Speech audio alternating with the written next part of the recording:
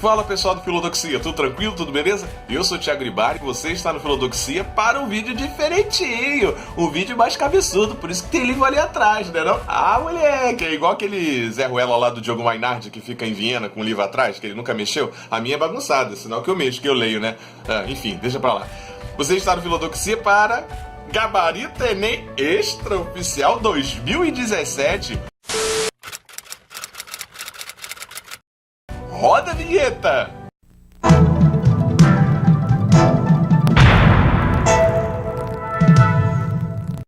E para começar, já deixa o seu like, se inscreve no Filodoxia e se você já é inscrito, divulgue a palavra, divulgue o Filodoxia. E sem mais enrolações, bora lá. Vou ficar pequenininho, tá? Num cantinho desse aí e vamos mostrar as questões, beleza? Bom, pessoal, aí a gente tá começando, né? Enem de 2017, a questão número 46 da prova amarela, tá? É a questão de Aristóteles da Ética a Nicômaco. Estão vendo aí?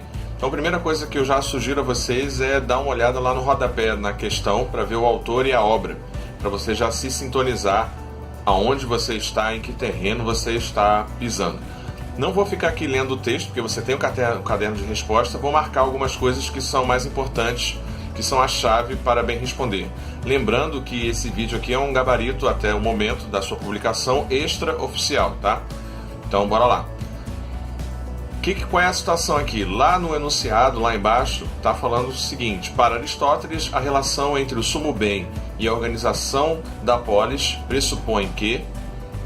Aqui, ó, esse trecho final é de fundamental importância.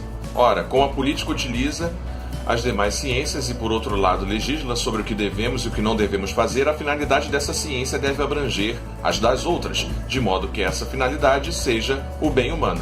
Gabarito, portanto, C. A política é a ciência que precede todas as demais na organização da cidade. Lembrando que o saber dos saberes para Aristóteles é a filosofia primeira, é a metafísica, mas no caso aqui, a questão 46 do caderno de questões amarelo versa sobre a política especificamente e a questão da polis. Beleza? Então bora lá, vamos ver a outra questão, tá?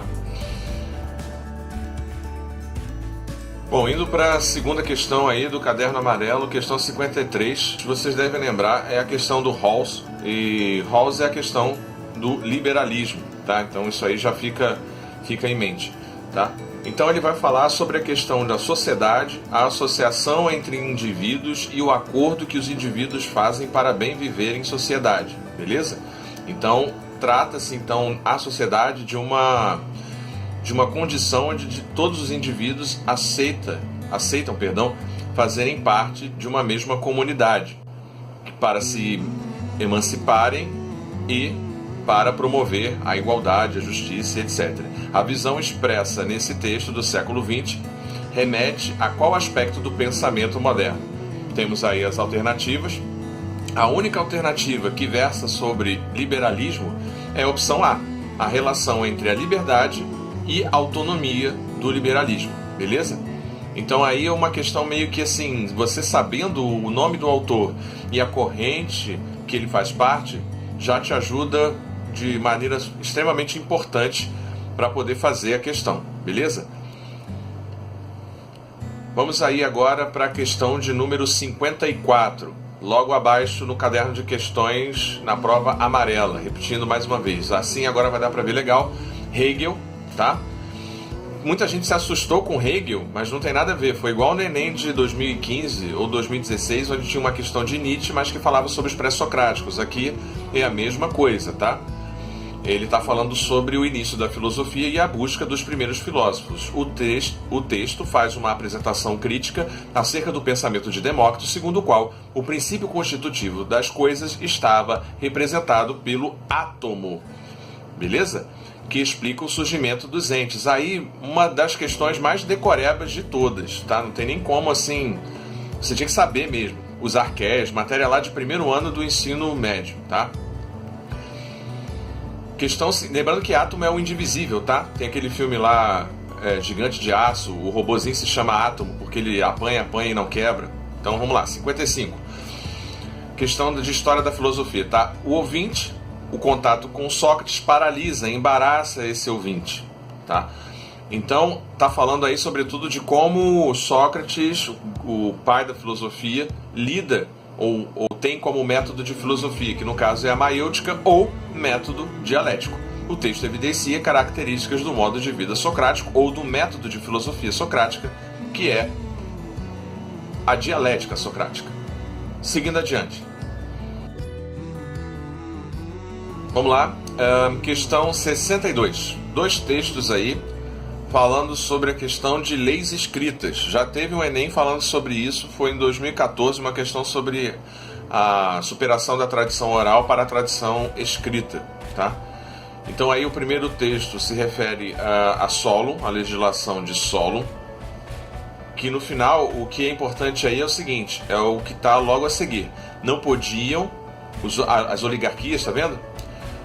Os proprietários de terra por meio de força ou de pequenas concessões. Ou seja, a ideia de legislação escrita faz frente ao poder das oligarquias no texto 1. No texto 2, mais ou menos segue a mesma lógica, tá? A lei das 12 tábuas foi importante, pois o conhecimento das regras do jogo da vida da sociedade é um instrumento favorável ao homem comum e potencialmente limitador da hegemonia e arbítrio dos poderosos, entenda poderosos como os oligarcas. Então, o ponto de convergência entre as realidades sociopolíticas indicadas nos textos consiste na de que... Então, nessa 62, vocês estão vendo aí, ó, muita gente pode ter marcado essa aqui, ó, a B, tá? Mas a questão, eu gostaria de comentar, não pode ser a B, exatamente porque as oligarquias, elas não são desarticuladas, né? As oligarquias, as aristocracias, beleza? Então isso não acontece, elas se reorganizam, se reestruturam, então por isso não é a B. A alternativa correta, portanto, alternativa letra E, beleza? Criação de normas coletivas diminui as desigualdades de tratamento, tá ok? Atenção, a resposta suposta dessa questão 62 é E e não B. Marquei aí só para chamar a atenção que eu conversando com os alunos, muitos marcaram a B, beleza? Seguindo então, vamos adiante. Se eu não me engano, agora a gente vai para Habermas, salvo engano. Questão 67, exatamente. Jürgen Habermas, a questão da razão comunicativa, a teoria da ética do discurso, beleza? A gente já marcando lá embaixo, já lembra quem é, aquilo que eu falei, de ver logo a referência, ver a chave. Isso é uma dica não só para filosofia, mas qualquer outra disciplina, sobretudo em humanas, tá? Democracia, Habermas, a ética do discurso, deliberação, tá? Assim, vamos lá para o final. O caráter deliberativo corresponde a um processo coletivo de ponderação e análise permeado pelo discurso, que antecede a decisão. Enunciado. O conceito de democracia proposto por Jürgen Habermas pode favorecer processos de inclusão social. De acordo com o texto, é uma condição para que isso aconteça. E aí, o que você acha? Alternativa B, debate livre e racional entre cidadãos e Estado. Seguindo adiante. Kant, questão 68, tá? Fundamentação da metafísica dos costumes, um livro que você meio que uma obra que complementa a crítica da razão pura prática, tá? Vamos lá. Ele está dando aqui um exemplo, o trecho retirado é um exemplo sobre a questão de pedir dinheiro emprestado, mesmo sabendo que você não vai poder pagar esse dinheiro emprestado. Beleza? Admitindo-se que se decida fazer essa ação, a sua máxima de ação seria: quando julgo estar em apuros de dinheiro, vou pedi-lo emprestado e prometer pagá-lo, embora saiba que essa situação nunca se acontecerá, se sucederá. Beleza? De acordo com a moral kantiana, essa falsa promessa representa, alternativa C, a ação do homem possa valer como norma universal. A opção C é bem análoga aí à questão do imperativo categórico. Seguindo aí, para finalizar, questão 88, os elementos da filosofia moral, tá? É a base ali do texto, Rachels. Questão da moralidade em Bentham. Os parâmetros de ação indicados no texto estão em conformidade com a questão de moralidade e a questão da ação ela ser considerada boa tendo em vista a felicidade do maior número de pessoas. Isso é um exemplo da filosofia do pragmatismo, da qual Bentham é referência, é expoente. Então, a alternativa correta, D. Questão 89. Direitos do homem, questão do iluminismo. Essa aí pro pessoalzinho da redação, que queria, pessoal da Escola Sem Partido, MBL, que quer infringir os direitos humanos. Olha aí, questão 89, 87 também fala disso. Direitos humanos, olha que coisa desagradável. Coisa chata. Vamos lá.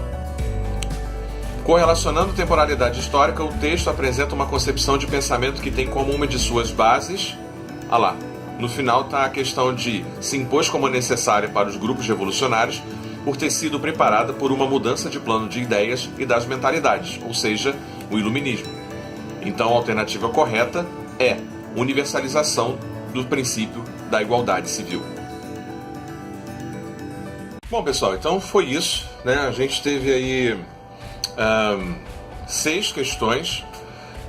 Os temas foram política em Aristóteles, liberalismo em Rawls, as leis com a questão de Solon, democracia e razão comunicativa em Habermas, o pragmatismo de Bentham, o iluminismo com relação à universalização de direitos e a declaração dos direitos do homem e do cidadão no contexto do iluminismo. Minha análise aí sobre esse Enem, como é que eu achei, o que eu achei dele? Eu achei um Enem bastante... me surpreendeu bastante no sentido de que, com a mudança dos parâmetros, né, a suposta mudança que está sendo ensaiada aí, ciências humanas seria a única que não teria e suas tecnologias no final, seria e suas especificidades, eu sei lá o que são e suas especificidades, e com a questão ideológica de sociologia, filosofia serem consideradas disciplinas perigosas e disciplinas de black bloc, disciplina de maconheiro, de esquerdista, que é a ideologia do governo atual, do presidente Temer.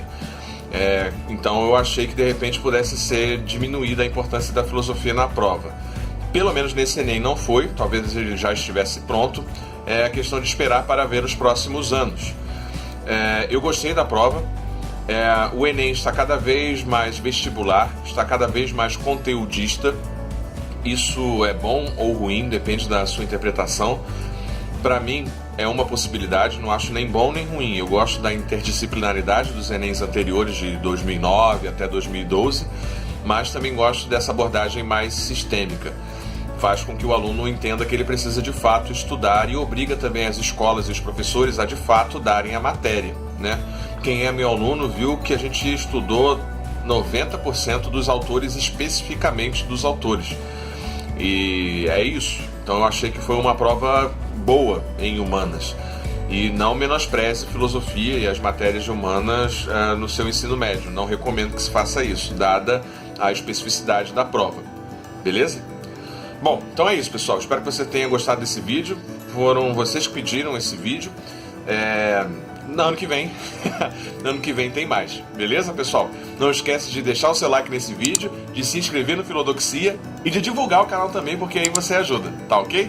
Grande abraço, pessoal. Tchau, tchau.